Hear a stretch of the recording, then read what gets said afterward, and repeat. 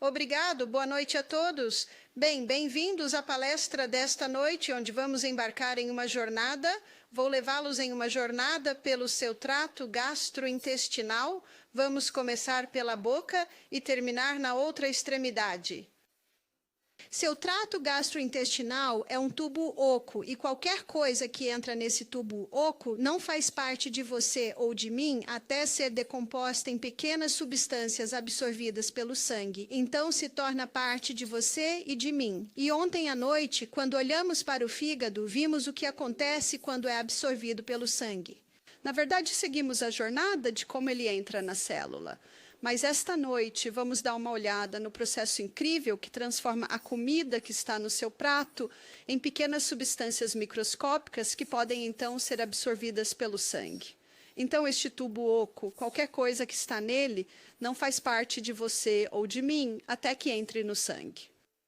Porque a Bíblia diz que o sangue é a vida da carne. Agora, na Austrália, temos muitas ovelhas e elas nascem com caudas. E o que o fazendeiro faz é colocar um pequeno anel de borracha em volta dessa cauda, você sabe, na base da cauda, e eventualmente a cauda cai. Por que o rabo cai? Porque aquele anelzinho parou o sangue. Então, é por isso que o sangue é chamado de vida da carne. A carne só está viva porque está sendo banhada com sangue. E na nossa próxima palestra, onde olharemos para o sistema imunológico, vamos examinar com um pouco mais de detalhe o sangue, que coisa incrível ele é. Mas vamos começar levando você em uma jornada pelo seu trato gastrointestinal. Então note que o principal orifício de entrada é a boca.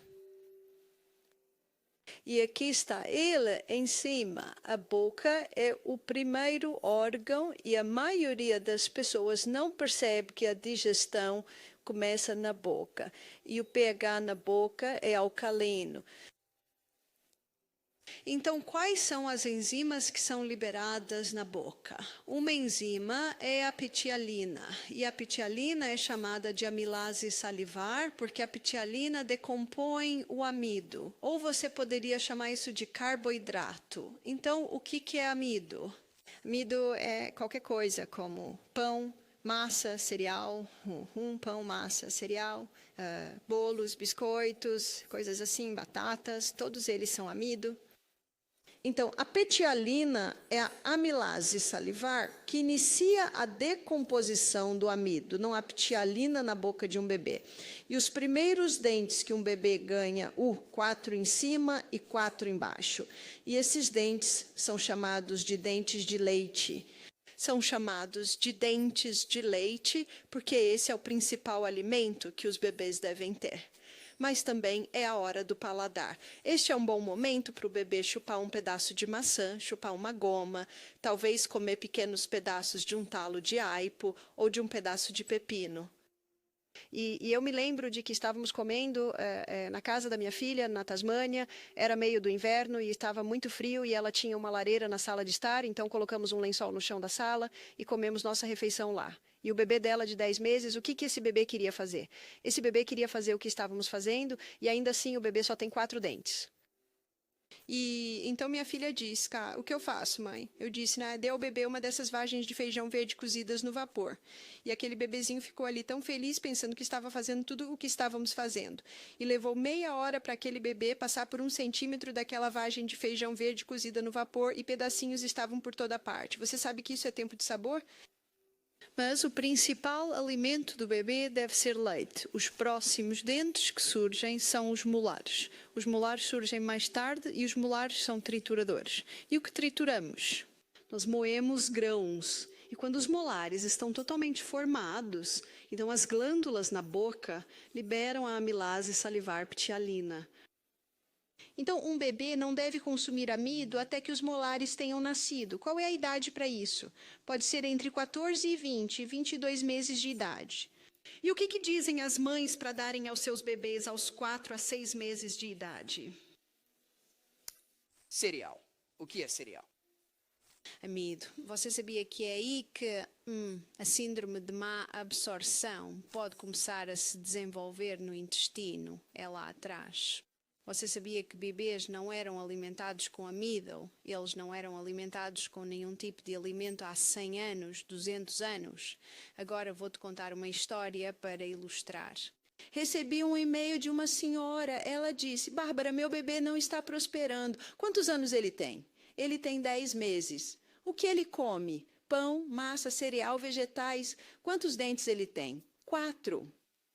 Como está o estômago dele? Estufado, mas ele está magro. Então, ela está alimentando-o mais. Ele é amamentado? Sim. Então, eu expliquei para ela. E eu tenho uma palestra no YouTube que se chama O que devo alimentar meu bebê? Que explica isso.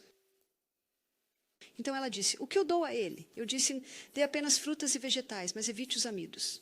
Ela me enviou um e-mail de volta. A barriga dele diminuiu, ele está realmente começando a ganhar peso. Veja, o pobre menino, ele simplesmente não conseguia processar ou metabolizar aquele alimento. Então, tudo estava bem. Quando o bebê tinha 14 meses, ela me enviou um e-mail. Disse, Bárbara, o bebê parou de comer, ele não come nada. Eu comecei a investigar. Lembre-se, todos deveríamos ser investigadores particulares. Ele está dentando? Sim, os molares estão nascendo. Eu disse, não é incomum que um bebê perca o apetite.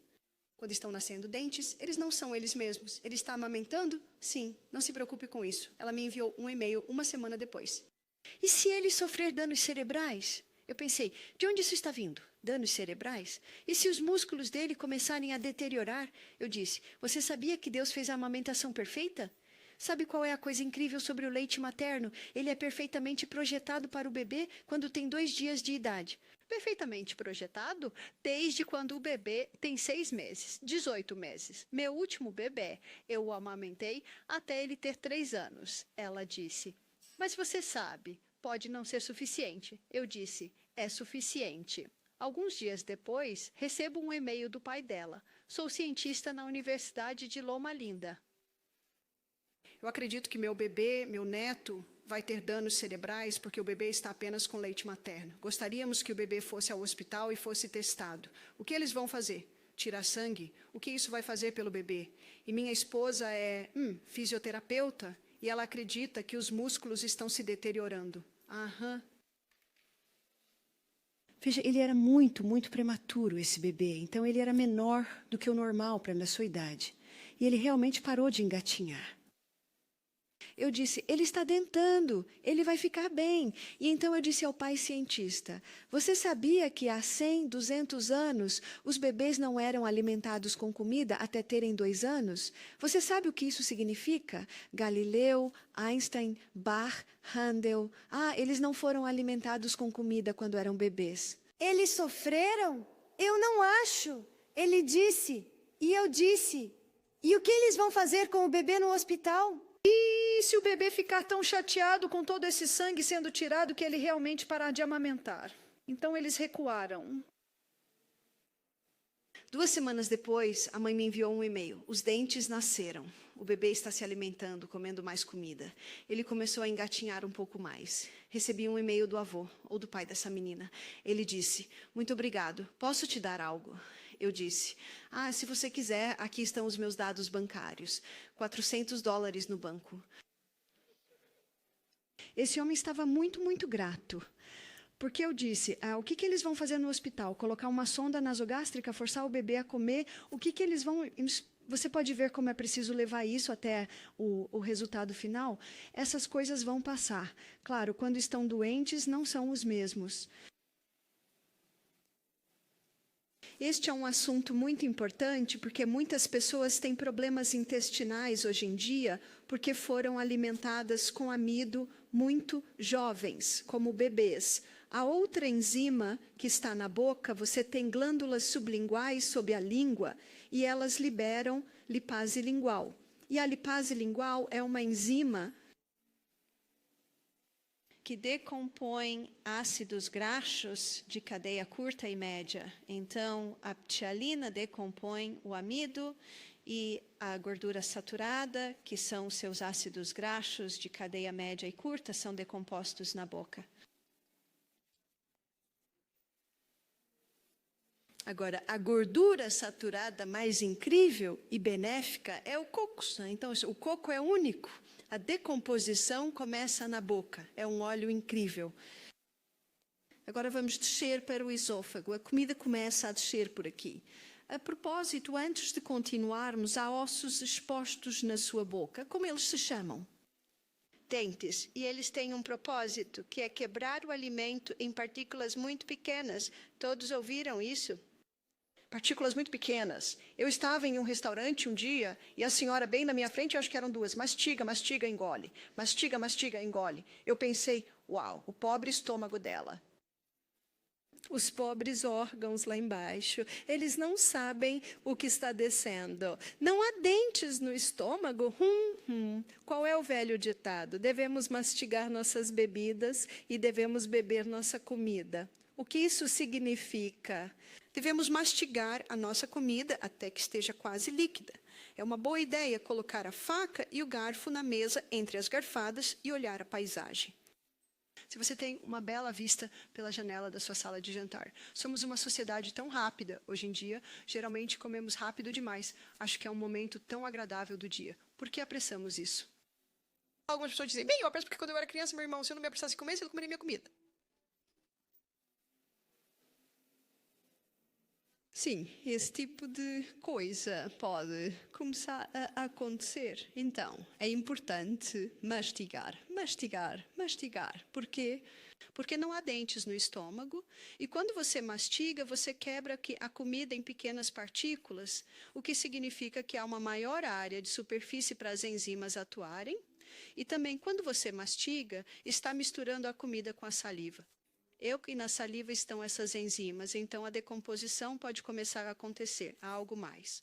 Quando você está mastigando, mensagens estão indo para o cérebro. E o cérebro diz, há um pouco de amido aí. Há um pouco de gordura aí. Tem um pouco de proteína aí. E então envia mensagens para o pâncreas, para o estômago, dizendo, sim, tem um pouco de proteína chegando. Sim, tem um pouco... Você consegue ver o que está acontecendo aqui? E os outros órgãos estão se preparando. Mas mastiga 3 vezes, engole, mastiga 3 vezes, engole. Esses órgãos estão dizendo, o que está vindo? E o cérebro diz, eu não sei. Não está lá. Você pode ver que há várias razões pelas quais precisamos mastigar, mastigar, mastigar, mastigar. Descendo pelo esôfago, há uma passagem no estômago, é uma passagem de camada dupla, e é chamada de esfíncter cardíaco. E o esfíncter cardíaco se abre quando os músculos se contraem para deixar a comida passar. E então, ao entrarmos no estômago, passamos para outra fase da digestão. Então, o estômago é um ambiente alcalino, não, ácido.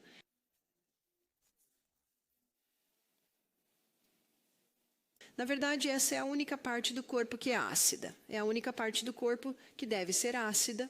E amanhã à noite vamos examinar o equilíbrio ácido-alcalino no corpo. Então, a única parte do nosso corpo que deve ser ácida é o estômago. E se alguém me diz, tem um estômago muito ácido, eu digo, fantástico, deve ser. Mas como você sabe que é ácido? Bem, dói. Bem, não deveria doer. Veja, temos um revestimento mucoso espesso no estômago. Então, você não deveria sentir seu ácido. Eu não sinto meu ácido. Alguém disse, bem, ele continua subindo. Bem, isso não é o ácido. O ácido não é o problema. E, a propósito, se continuar subindo, pode queimar buracos no esôfago e a pessoa pode ter um esôfago ulcerado. Você pode ver agora que não é o ácido. O problema não é o ácido. O problema é aquele portão. Então, por que isso não é forte? Bem, há muitas pessoas hoje que tomam café da manhã como um pobre, almoçam como um pobre, e o chá é o rei e a rainha juntos, porque estão tão ocupadas. E assim, quando se deitam ou sentam na poltrona para assistir televisão e adormecem, e depois vão para a cama, há essa enorme quantidade de comida no estômago. E quando o sol se põe, nosso corpo sabe que ele se põe. E quando o sol se põe, todo o corpo desacelera. Quando o sol se põe, a digestão não acontece de forma tão eficaz e eficiente como acontece no almoço e como acontece no café da manhã. Você já ouviu falar do ritmo circadiano? O ritmo circadiano é definido em nosso corpo por sinais de luz e escuridão. Quando o sol se põe, há uma grande quantidade de mensagens indo para o cérebro. Então, não digerimos tão bem à noite quanto fazemos no café da manhã e no almoço. Então, ter uma grande refeição e a gravidade faz com que ela pressione contra aquelas pequenas válvulas ali, e isso as enfraquece. E esse esfíncter cardíaco é chamado de esfíncter cardíaco por causa de sua relação, sua proximidade com o coração.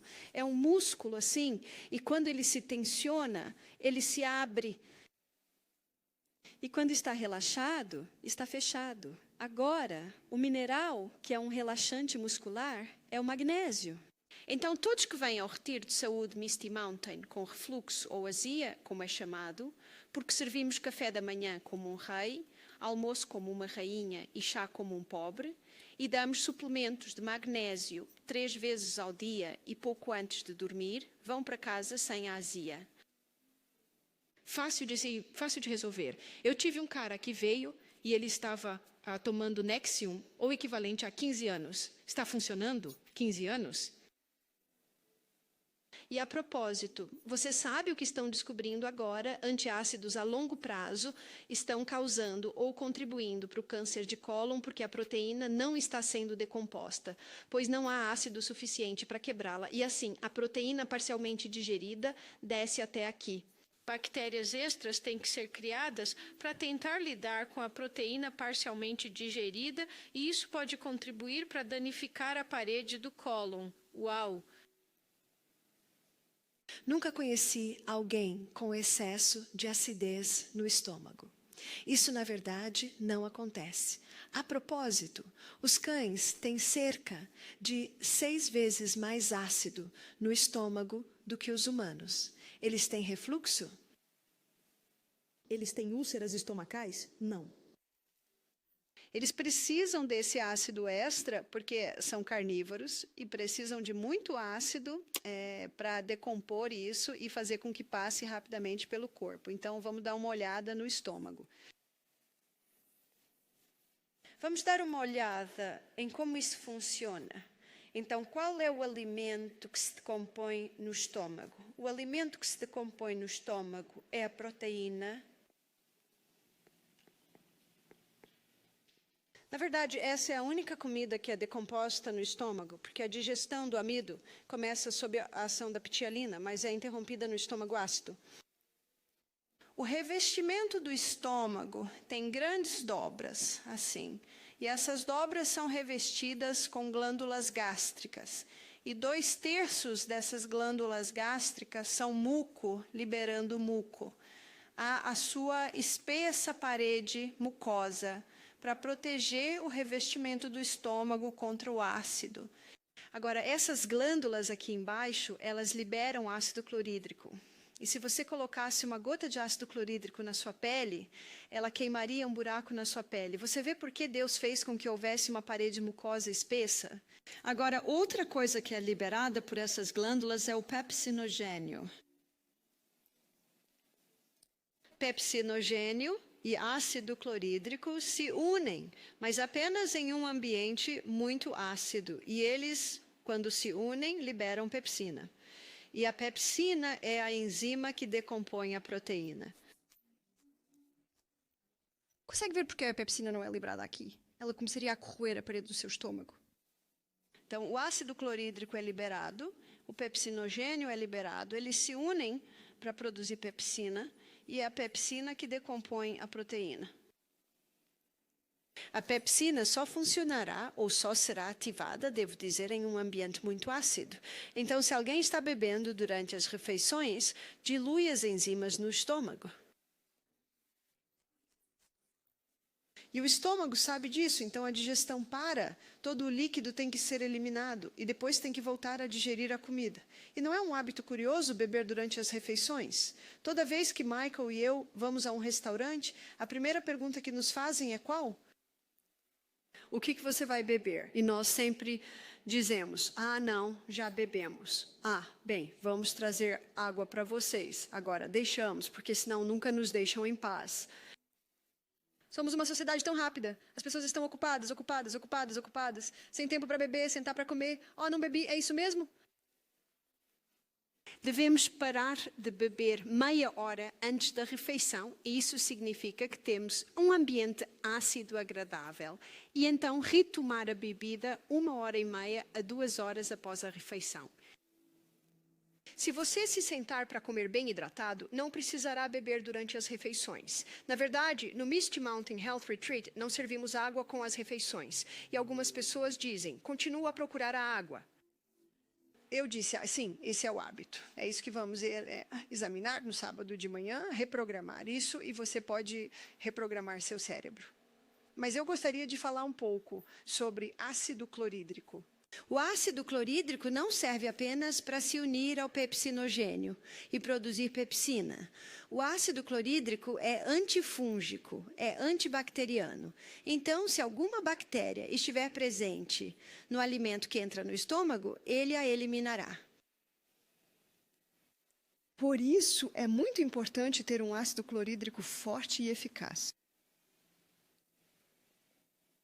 Outra coisa que pode esgotar o ácido clorídrico é comer constantemente. Veja, a digestão, aproximadamente, há muitas pesquisas que comprovam isso, leva de 3 a 4 horas para digerir uma refeição.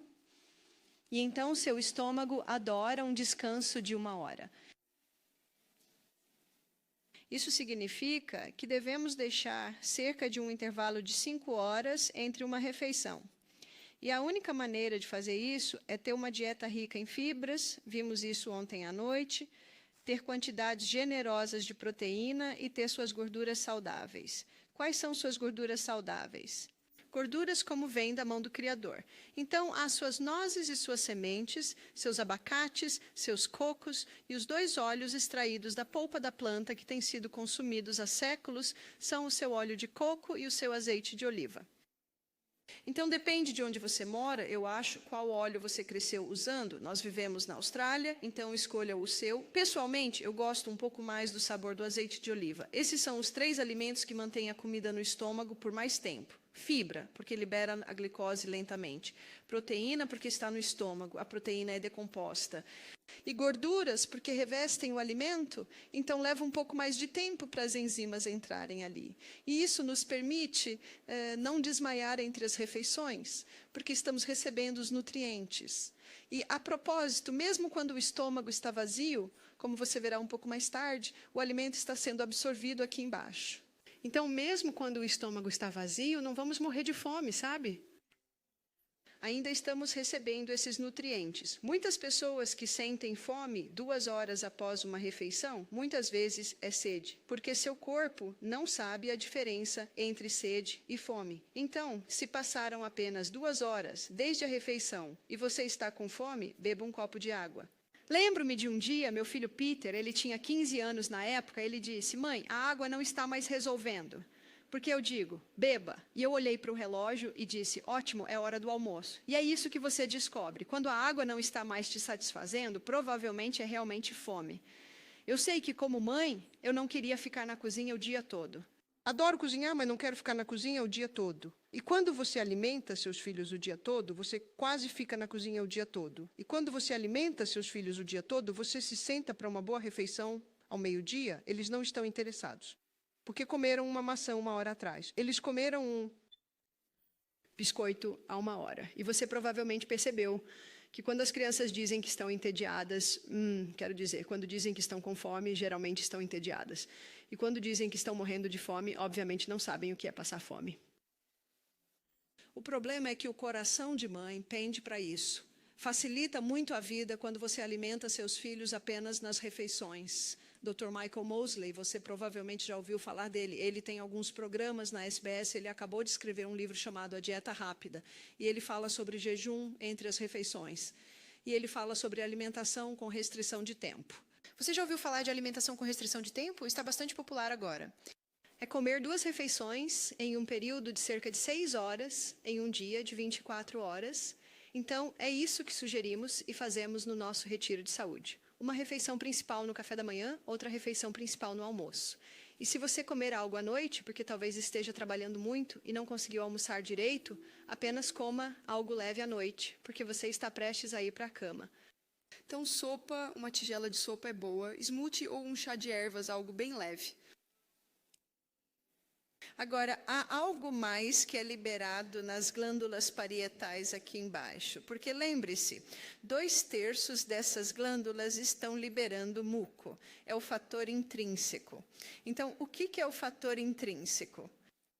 Deixe-me contar a história da B12, porque a B12 é uma bactéria e não é frequentemente compreendida. Então, deixe-me usar meus dedos. Esta é a B12 e esta é a proteína R. E nos alimentos, a proteína R e a B12 estão conectadas. E quando a proteína R e a B12 entram no estômago, o ácido clorídrico as libera. Então, agora a B12 é liberada da proteína R. E no estômago, o fator intrínseco é liberado.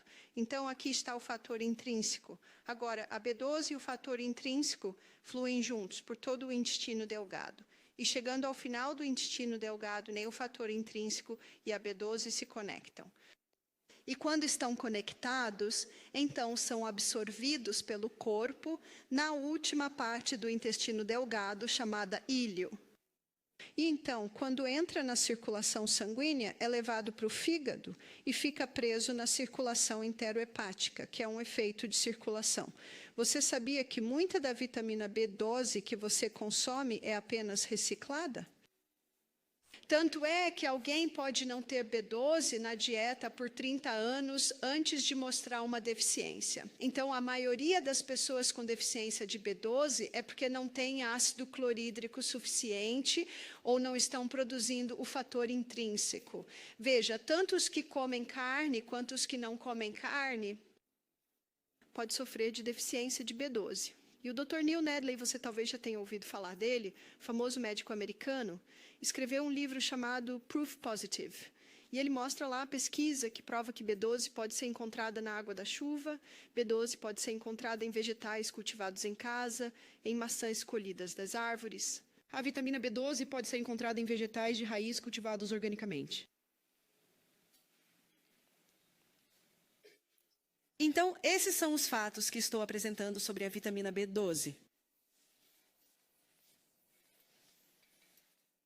Então, vamos seguir em frente. Saindo do estômago, há uma pequena válvula aqui embaixo chamada esfíncter pilórico.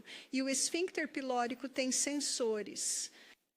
Então, o esfíncter pilórico só se abrirá quando souber que o alimento foi decomposto até um certo estado. E quando recebe a mensagem de que o alimento foi decomposto até um certo estágio, ele se abre. Digamos que este é o café da manhã, e pouco a pouco ele entra. Mas digamos que no meio da manhã alguém come um biscoito e toma uma xícara de chá. Ou um sanduíche e uma xícara de chá. Quantos australianos fazem isso? Ou talvez sejam realmente saudáveis e é uma maçã e um punhado de nozes. Seja o que for, o esfíncter pilórico fecha rapidamente. Ops, algo acabou de entrar, não está decomposto. E isso ficará fechado até que este recém-chegado seja decomposto no estado certo. E então pode abrir novamente. E cerca de 1 hora depois, o que acontece? Almoço. O almoço chega. Rápido, fecha o portão. Algo acabou de entrar e não está devidamente quebrado. Se você sabe o que a pesquisa está mostrando, algum resquício do café da manhã pode ainda estar no estômago no final do dia, quando as pessoas comem o dia todo. Temos um estômago. As vacas podem comer o dia todo porque têm cerca de 4 ou 5 estômagos. Os humanos têm um estômago. Então, o que está acontecendo quando chegamos ao duodeno? Muitas coisas estão acontecendo no duodeno. O duodeno é a primeira parte do intestino delgado. Então, este é o duodeno aqui. E note que você tem o fígado e a vesícula biliar conectando-se com o pescoço do pâncreas. Aqui está o pâncreas. E há enzimas vindo da vesícula biliar, basicamente do fígado e do pâncreas. Então, vamos ver o que eles estão fazendo. Então, o próximo órgão é o duodeno. Não é realmente o órgão, mas é onde esses outros órgãos se conectam. Então, vamos começar olhando para o fígado, que, como você pode ver, libera no duodeno através do ducto biliar. Agora, quando você chega ao duodeno, estamos em um ambiente alcalino. Estamos de volta ao alcalino agora. Lembre-se, o único ácido é o estômago. Então, o que o fígado está liberando? O fígado libera bile, e a bile quebra a sua gordura insaturada.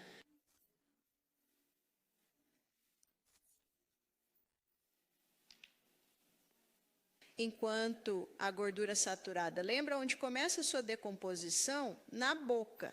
Então, o que a bile faz é quebrar sua gordura insaturada em pequenas partículas.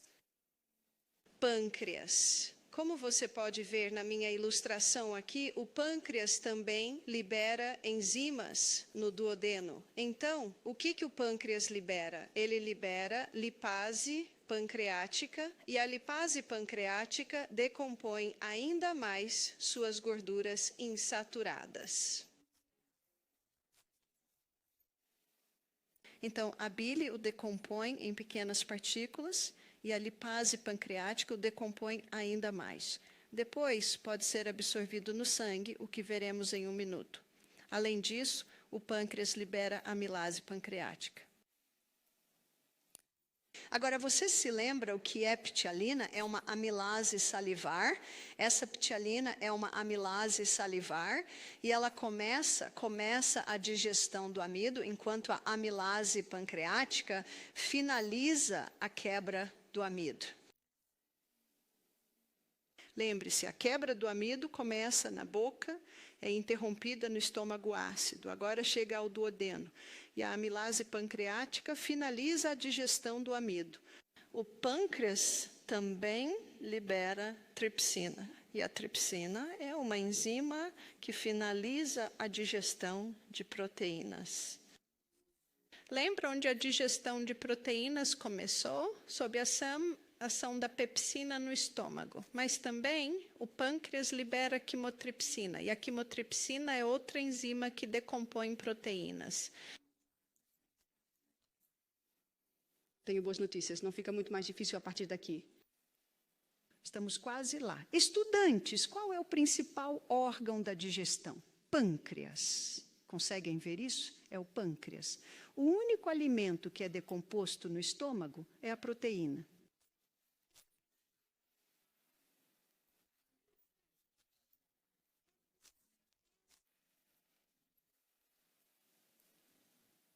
A maior parte da nossa digestão acontece aqui. E é por isso que, quando alguém tem câncer de pâncreas, geralmente morre de desnutrição.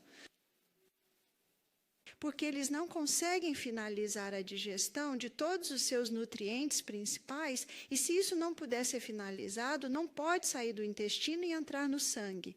Assim, a pessoa pode morrer de desnutrição. Enzimas proteolíticas. Enzimas proteolíticas são enzimas que quebram proteínas. Então, uma enzima proteolítica é a pepsina. Uma enzima proteolítica é a tripsina e a quimotripsina.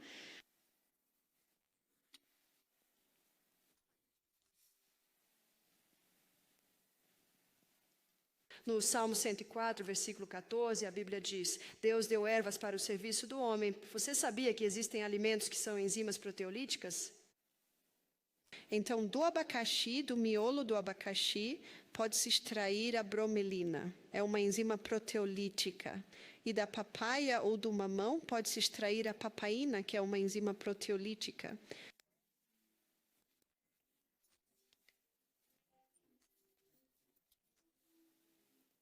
Portanto, se alguém tem problemas pancreáticos, deve usar, e você pode comprá-los na loja de produtos naturais. Eles são frequentemente chamados de enzimas digestivas e contêm bromelina e papaina, que são enzimas proteolíticas que podem ajudar na decomposição final da proteína.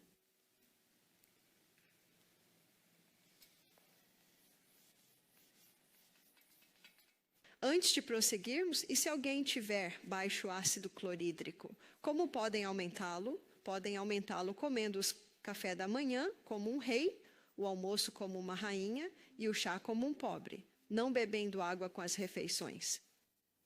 Mas se eles tomarem o suco de um limão em um pouco de água quente, pouco antes da refeição, isso pode aumentar o ácido. E 1/4 de colher de chá de pimenta caiena em um pouco de água pouco antes da refeição, isso vai despertar qualquer coisa. E você sabia que a pimenta caiena pode curar uma úlcera no estômago? Pimenta preta não pode. Pimenta chile não pode. Somente a pimenta caiena pode, porque a caiena vem da família do capsicum, a pimenta chile, da família do chile. Bem, estudantes, estamos chegando agora ao grande final da digestão. Vocês se lembram quando eu disse que qualquer coisa que entra no seu trato gastrointestinal não faz parte de você ou de mim até ser decomposta e absorvida pelo sangue? Revestindo o intestino delgado estão as vilosidades. E as vilosidades basicamente se parecem com isso. E no meio das vilosidades há um vaso quilífero. Isso faz parte do seu sistema linfático. E então, por todas as vilosidades, está a rede de capilares sanguíneos. Agora, cobrindo essas vilosidades, e vimos isso na noite de terça-feira, há uma parede espessa de gramado, e é composta por bactérias Lactobacillus acidophilus bifidus. Forma uma parede espessa de gramado. E essa parede espessa desempenha um papel muito importante no ato final da digestão. Você sabia que quando um bebê está no útero, não há flora intestinal? O intestino deles é o que se chama estéril. E quando o bebê nasce, é literalmente banhado com os micro-organismos da mãe e colostro. Aquela substância espessa e cremosa que está no leite nos primeiros dias é rica em flora intestinal. Então, o que acontece quando um bebê nasce e tem aquele colostro? Você sabia que um fazendeiro, se a mãe morre no parto da vaca, é assim que se chama? Se a vaca morre no parto, o que o fazendeiro faz, e o fazendeiro me disse isso, é espremer o úbere e colocar na boca do bezerro. É tão importante que aquele bezerro receba aquele colostro. Na verdade, ele disse, se não pudermos fazer isso, é melhor matar o bezerro. Ele nunca, jamais será forte. Vamos levar isso para os padrões humanos. Quão importante é isso? Veja, o papel que agora desempenha essa flora intestinal é responsável pela decomposição final dos nossos alimentos. É responsável pela absorção dos nutrientes do intestino para o sangue. É responsável por proteger o sangue contra quaisquer patógenos nocivos que possam estar no intestino. É responsável para o nutrimento das pequenas células que revestem o trato gastrointestinal. Quão importante é essa flora intestinal? Então, o que o destruiria? Antibióticos o destroem. Todos os seus medicamentos com estatinas o destroem. A pílula anticoncepcional a degrada cortisonas, prednisona, a degrades, ibuprofeno, uso regular a degrades. Agora, quando você tem lacunas na sua flora intestinal, você comprometeu a decomposição final do seu alimento. Você comprometeu a absorção dos seus nutrientes para o seu sangue. Você perdeu sua proteção de fronteira. E as suas células que revestem o intestino agora perderam seu sustento. Quão importante é essa flora intestinal? Hipócrates disse, toda doença começa no intestino. E ele não conhecia os detalhes que mostrei a você esta noite. Então, o que acontece se você perdeu? Sua flora intestinal, ela pode voltar. Como você a recupera? E como você sabe? Na verdade, alguns dos sintomas são diarreia, alguns dos sintomas são constipação. Chama-se síndrome do intestino irritável e essa é a conexão com a síndrome da fadiga crônica. A pessoa não está absorvendo os nutrientes do intestino para o sangue, então não é de admirar que não tenha energia. Veja, Deus fez de forma que temos um ácido forte lá para eliminar qualquer patógeno nocivo, mas a pessoa está bebendo durante as refeições, a pessoa está comendo o dia todo, estão estressados durante as refeições. Então, o ácido clorídrico está baixo, então os micróbios estão passando mais adiante. Está tudo bem, temos outro sistema mais adiante para proteger, é a flora intestinal. Oh, não. Eles perderam a flora intestinal. Consegue ver? Os dois processos para proteger o sangue falharam. E alguns patógenos nocivos podem entrar no sangue. Então, como nos curamos da síndrome do intestino irritável? Número 1, pare. Pare com os alimentos que irritam o revestimento do intestino. Quais são os alimentos que fazem isso? Cafeína. Açúcar refinado. O trigo hibridizado. Nós falamos sobre o trigo hibridizado ontem à noite e vou explorá-lo um pouco mais amanhã na palestra sobre ácido alcalino. Laticínios. Reconheço que Lulabelle no pasto, comendo grama orgânica, que é ordenhada e transformada em um iogurte devidamente cultivado, pode ser benéfico para o intestino, mas não há muitas Lulabelles no pasto. Se você alimentasse um bezerro recém-nascido com o leite do supermercado, o bezerro morreria. Sinto muito você. Você nem pode comparar com o que está lá. É melhor ficar longe disso. As pessoas dizem, que leite você bebe, Bárbara? Eu digo, estou desmamada. Eu como comida. Leite é para bebês. Somos a única criatura que bebe leite após a infância. Número 1, pare com todas as coisas que podem irritar esse revestimento. Número 2, tome um probiótico. O que é um probiótico? Um suplemento de bactéria Lactobacillus acidophilus bifidus. Você sabia que são as duas bactérias permanentes que vivem no seu intestino? Todas as outras vêm dessas duas. Número 3, você se lembra do Salmo 103:14? Deus fez as ervas para o serviço do homem. Existem duas ervas que revestem, acalmam e curam o revestimento do intestino, e ambas são um pouco viscosas, porque o revestimento do intestino é viscoso. Acho que todos conhecemos a aloe vera. E a aloe vera tem um estimulante de crescimento. Ela estimula a cicatrização rápida no revestimento do intestino. A outra erva, quando você coloca água nela, fica um pouco escorregadia. Chama-se olmo escorregadio. E o olmo escorregadio reveste, acalma e cura o revestimento do intestino. É tão simples assim? Deixe-me contar a história de uma senhora que veio a esta palestra na Nova Zelândia, quando eu estava lá há cerca de 18 meses. Ela disse, tenho 70 anos, tive síndrome do intestino irritável por 30 anos. Ela esteve em corticoides, anti-inflamatórios. Ela disse, as coisas que você me contou esta noite, ninguém nunca me contou. Ela disse, ninguém nunca me disse que esses alimentos estavam irritando o meu intestino. Ela estava muito animada, isso foi na noite de terça-feira. Ela foi para casa e imediatamente implementou tudo o que tinha ouvido. Ela colocou creme de coco no café da manhã em vez de leite de vaca. Ela colocou um pouco de mel no café da manhã em vez de açúcar. Ela parou de consumir trigo e comprou pão de espelta de fermentação natural. Acho que ela comeu um pouco de painço no café da manhã em vez de aveia. Alguns conseguem lidar, outros não. Ela começou a tomar dente de leão em vez de café. Ela implementou imediatamente. Ela tem 70 anos, 30 anos lutando com isso.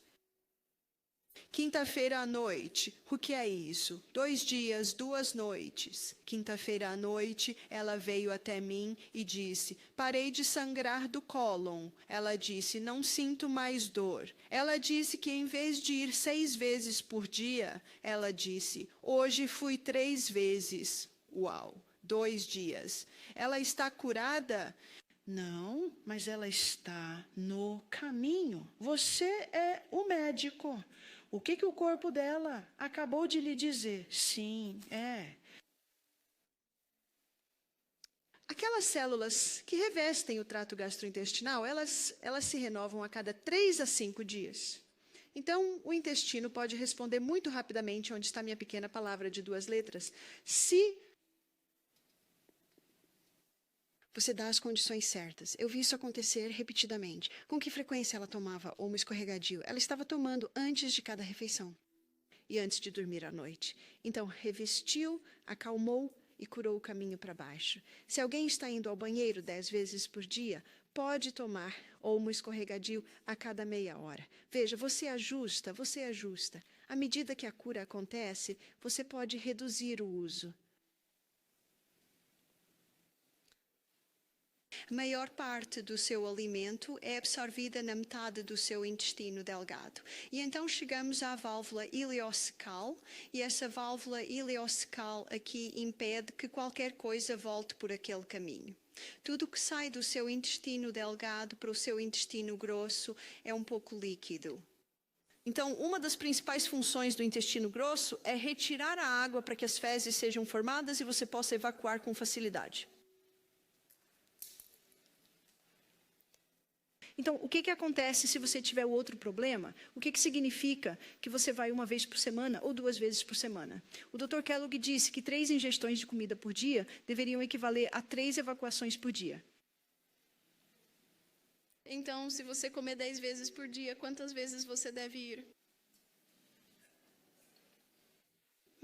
Então, o que podemos fazer para garantir que estamos indo regularmente? Beber água suficiente. Se você estiver desidratado, mais água é retirada do que deveria ser retirada. Como alimentos vegetais. Alimentos vegetais varrem o cólon. E, a propósito, o apêndice é um erro? Deus comete erros? Não. Bem, qual é o papel do apêndice? Tem 2 papéis principais. É chamado de lata de óleo do cólon. Lubrifica o conteúdo para que passe facilmente e também libera fluidos antibacterianos para que, se o que está saindo daqui for tóxico, como seria tóxico? Se uma pessoa está comendo uma dieta rica em carne que putrefaz e muito açúcar e álcool, o que sai daqui é bem desagradável. E então, o apêndice tem que liberar rapidamente aquele fluido antibacteriano para acalmá-lo, de modo que possa ser eliminado do seu corpo sem te envenenar. Ufa!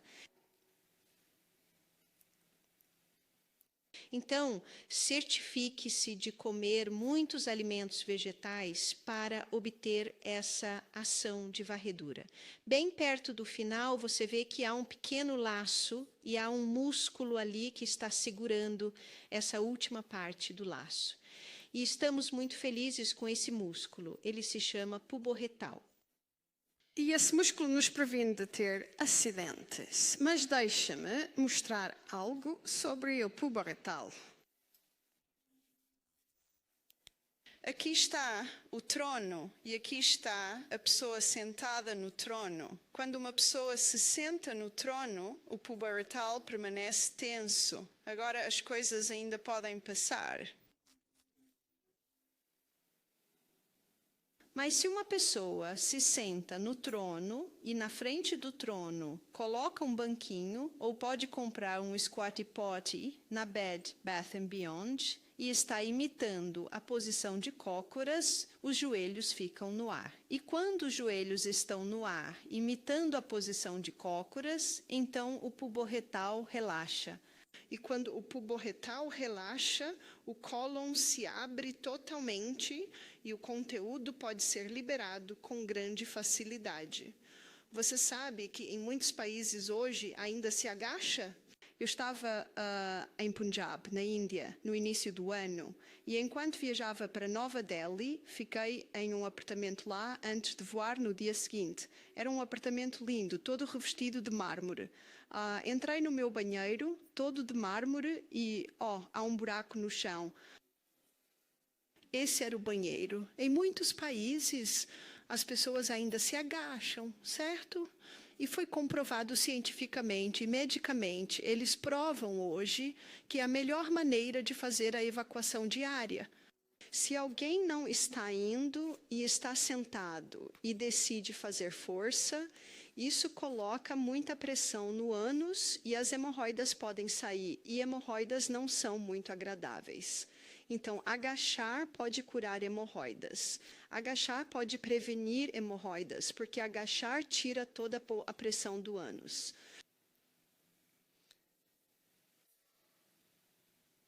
Provavelmente, há 2 anos, os banquinhos para agachar custavam cerca de $50. Bem, eles estão se tornando bastante populares. E acho que agora você pode encontrá-los por cerca de até $20. Mas vale a pena investir nisso. Mas também é uma boa ideia praticar isso, entendeu? Todo dia. Devemos agachar, e em muitos países essa é uma posição muito natural. Tornou-se uma posição muito natural para mim quando eu li um livro chamado Active Birth, de Janet Balaskas. E eu pratiquei agachamento durante toda a minha gravidez, e quando meu bebê nasceu, o bebê inteiro saiu de mim com um empurrão com a bolsa intacta. Eles tiveram que pegar o bebê. Uau, agachar faz coisas maravilhosas.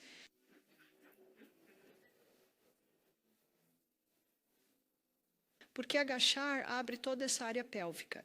Então, é muito importante praticar agachamentos. Veja, quando você agacha, ao levantar, toda a pressão é colocada nos seus quadríceps e suas coxas. Então, se você não consegue fazer isso, apenas suba e desça assim toda vez que estiver lavando a louça ou fazendo coisas, e fortaleça esses músculos novamente. Muito importante fortalecer essa cintura pélvica para que mantenhamos os músculos fortes.